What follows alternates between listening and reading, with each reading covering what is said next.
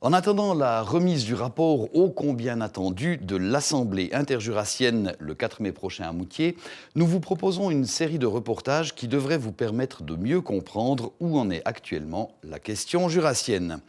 Aujourd'hui et demain, nous allons nous intéresser à la naissance et à l'histoire de cette fameuse assemblée créée en 1994. C'est l'économiste, historien et auteur du livre « L'Assemblée interjurassienne, Histoire et Perspective », Jean-Jacques Schumacher, qui va nous servir de guide dans la découverte de cette institution complexe et souvent controversée. Docteur en sciences économiques, historien et auteur du livre « L'Assemblée interjurassienne, Histoire et Perspective », Jean-Jacques Schumacher nous donne quelques éléments clés sur le contexte historique et le climat qui ont précédé la création de l'AIJ. Alors comment on en est arrivé là? La Confédération était d'avis que peut-être la question jurassienne n'était pas complètement réglée avec l'entrée en souveraineté du Jura. Et puis dans les années 90, ce qu'il faut rappeler, c'est qu'il y avait recrudescence d'une certaine violence.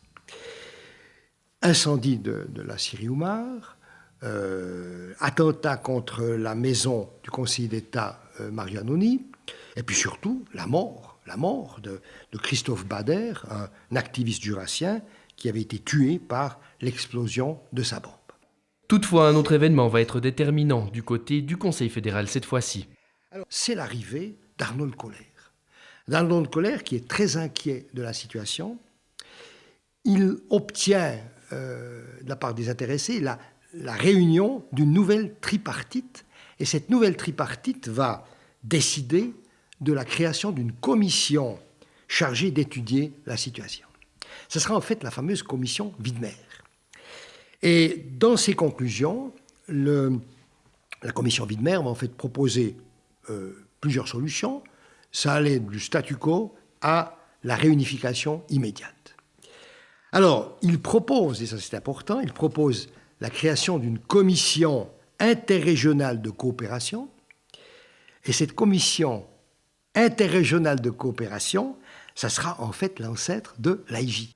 À partir de là, les différents acteurs vont se retrouver dans le plus grand secret.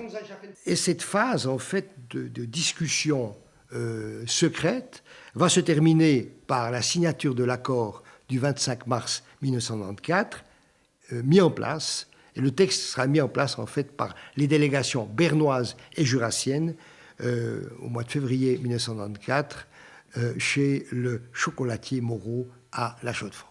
Dès cet instant, l'AIJ va pouvoir débuter le mandat pour lequel elle a été fondée.